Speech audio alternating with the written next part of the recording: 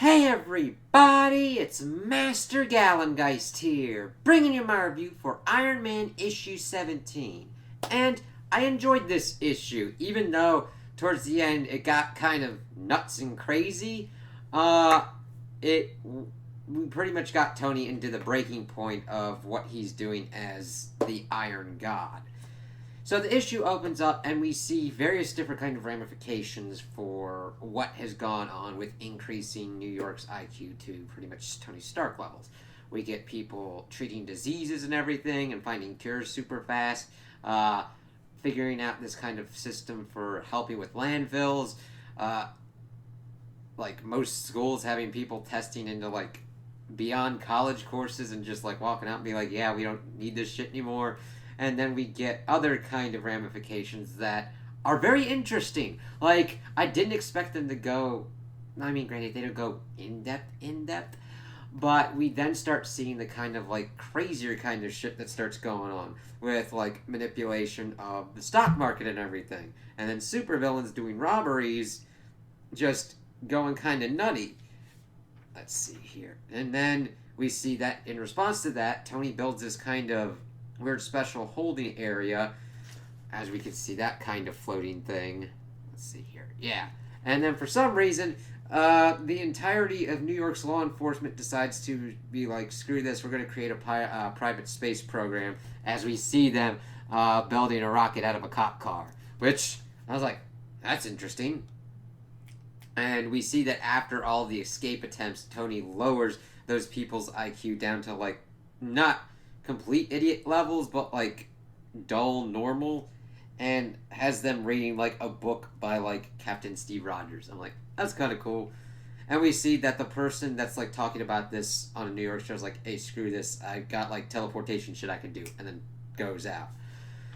We then switch over. We see that Hellcat is kind of getting everything ready together with Doom. There's a funny little bit where she's got pizza for everybody involved, and she's like, Doom, bring the napkins. And I'm like, I'm not bringing any napkins. And she asks if the spell's in place, and he's like, yep. And then we see everybody kind of like talking about it, and we see a definitely kind of interesting kind of thing go on here. We see everybody having kind of different kind of views on what's going on, but in Tony Stark kind of ways, which shows this whole kind of thing.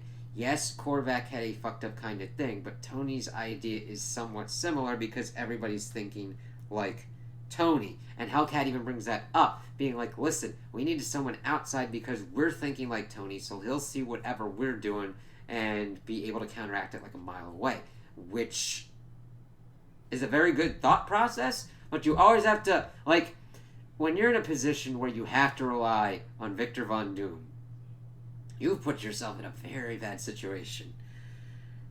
But we see that, like, Frogman becomes, like, the one kind of dissenting and, like, questioning why this should be going on, while Halcyon and Gargoyle are kind of, like, backing him up on it, because we see that Halcyon's able to make a device that's able to translate his sign language into pretty much voice. It's almost like sign language to voice speak, like from text to voice. It's like, okay, cool. And we see that the original Human Torch is like, yeah, he's gonna get to a point where he might make a loss so big we can't recover from, and that's where Rhodey's kind of like with him. And then we see that like the Human Torch, the original Human Torch, is getting into it with Frogman because all he's doing is asking, and we see them kind of utilizing Tony's different kind of like bigger vocabulary words like gains and losses and all this kind of different kind of stuff. It's like, okay. And then they're all pretty much just kind of like arguing with each other, as we see here, before the Silver Surfer pops up and like, hey, Hellcat, you were kind of summoning me and I heard your kind of shit because for like psychic powers and everything. It's like, what do you kind of need? We then shift over to Tony's kind of perspective, as he is lamenting the fact that he has been able to put himself into human form, and everybody's kind of hitting him with his like the greatest hits of "you're doing it wrong" and "more, please." So what he's doing isn't good enough, and he keeps getting annoyed with this, and eventually creates an area of effect to pretty much make everybody into yes men. And he doesn't like yes men, but he brings up the point that yes men allow the master to do their work.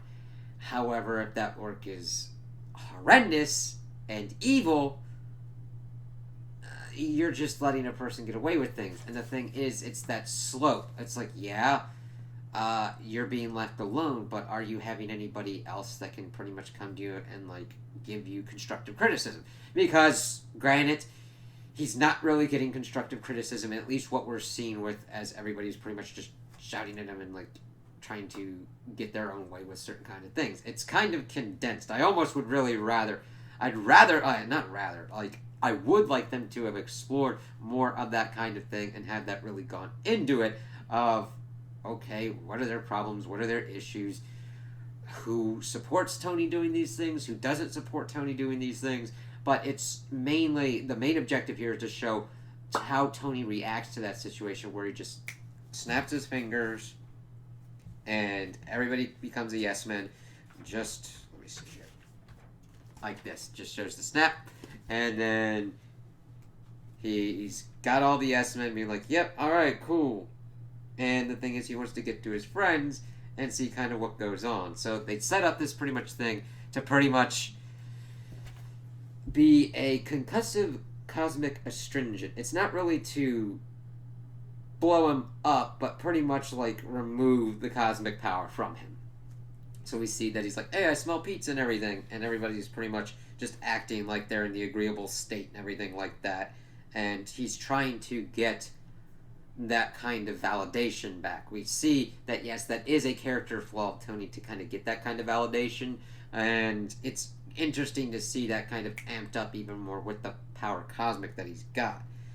And he's like, it means a lot to him, and that he's trying to make existence and everything better, but Hellcat just freaking screws up and starts yelling at him for everything, and I'm like,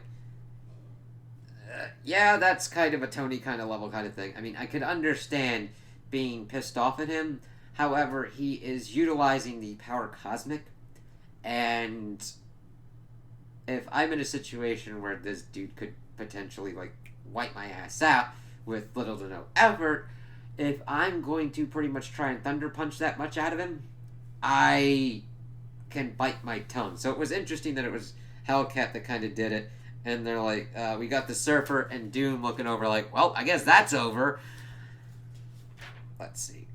So they're trying to pretty much keep Tony okay, but we see the Silver Surfer popping in, trying to do stuff, and it's really kind of strange here because the Silver Surfer is well versed within the power cosmic, and I was even talking to this with one buddy, Justzilla, and Silver Surfer kind of gets wiped pretty easily here, especially since Tony has only been using the cosmic power in a very short amount of time, and even at certain kind of points, the Silver Surfer has been amped up to such a degree that he does some, like, crazy ass shit. Now, granted, I haven't read that stuff, but I've looked lore wise at what's going on, like going up against Null and shit like that, and Tony just kind of like boops him before Doctor Doom, of course, gets into his point and just like starts berating him and like, yeah, you got pretty much tricked by a living room magician kind of thing, which shows that Tony is not that well versed within the power cosmic, and that just because you have superior strength in one area, there are other areas that you do not know, such as the sorcery, that can affect and do different kind of things that you gotta account for, which he hasn't been. And Tony's thinking it's a weapon. With friends like these, who needs enemies? And he starts then pretty much like murdering people. He pretty much takes down Doom while calling him a hypocrite because of what he did to the universe. He melts Silver Surfer fucking easily as shit. It's really kind of weird. I understand trying to present Tony as an unhinged god kind of thing, but you always have to keep power scales in mind, and Silver Surfer, he'd have to have at least kind of a drag out kind of fight. We see him then set Frogman on fire, break apart Gargoyle, pretty much takes out the Human Torch. We get a part where he takes down Halcyon. We get a nice part where he's like laying down even more of his insecurities, being like, yeah, there's other people that say that you, Rhodey, should be in the red and the gold because you wear it better and everything, and Rhodey's like, what the fuck is going on with you? Like, like, why is he bringing that kind of up? He's like, and why didn't he get rid of his powers? Like, I did it to stop Korvac, and it was the only way. It's like, you could have gotten rid of this kind of stuff. And Tony's like, what, you think this is about conquest? And it's like, no, it's about you being right, and kind of like really hits. Because he could have gotten rid of the power at any time, and that's not right, because he hasn't, because that's what's kind of wrong with this situation. And he's thinking that this is the only way for him to make a difference. He's like, well, the thing is, you felt that same way when you built your first suit, and you could have done all that kind of stuff when you had all that money and everything, so what are you afraid of? And he's trying to get him to wake up, and he, like, punches Rhodey, and that's a pretty big one. And then we see that Hellcat's like, I guess it's my turn. At least I'll go out a hero or a friend. And Tony finally realizes what he's done as he does him crying and then kneeling down. So that's kind of where it ends. And it's like, I like them exploring how this power is affecting everyone and kind of his goal. And it's interesting that we do have good things that can come from Tony's genius and also the bad things as well. That, I liked having that kind of explored. And the thing is, you could do a pretty interesting kind of arc just exploring the ramifications of that. And what all different kind of changes would be going on. But it really, I do like how they were able to effectively channel Tonyisms, if you will, throughout the rest of the characters and how they're arguing about how to stop Tony, or if they even should stop Tony. That was a really kind of cool scene, and the thing is, they're still able to get those characters across while toning up their language and their kind of arguing abilities. And then we get to the end, and then Tony's pretty much wiped out all of his friends, and my only thing is that the Silver Surfer was taken out pretty easily, and even Doom was taken out pretty easily as well. Not that, like, Tony couldn't be able to do that, but, again, in power ranking wise, he should have had at least a little bit more trouble with those two than any of the others, as he's pretty much just like, taking them out like that before he finally realizes what he's done, and he's only got one friend left. And he's made all these yes men, and everything isn't really working out as he planned. So I am happy with what they're kind of doing. I just need a little bit of tweaks of execution on certain things. Because this is interesting being like, okay, Tony went back to basics, and then in order to stop a villain, he went to an unimaginable level that he hasn't really had to deal with before. What happens when Tony Stark is able to utilize the power cosmic and can change reality with ease? What does that do, and what kind of personality and characteristics come to the forefront with that? Because power reveals who you are. Like, and we're seeing how Tony is, and we see the worst kind of aspects of him being magnified and amplified throughout this, not just in himself, but also the people around him, because of him making them like him. So, I did not expect this kind of journey that we've been going through, but I'm really happy with them exploring this kind of thing, and can't wait to see kind of how this concludes. So those are my opinions on the issue. Tell me what you guys think in the comments below.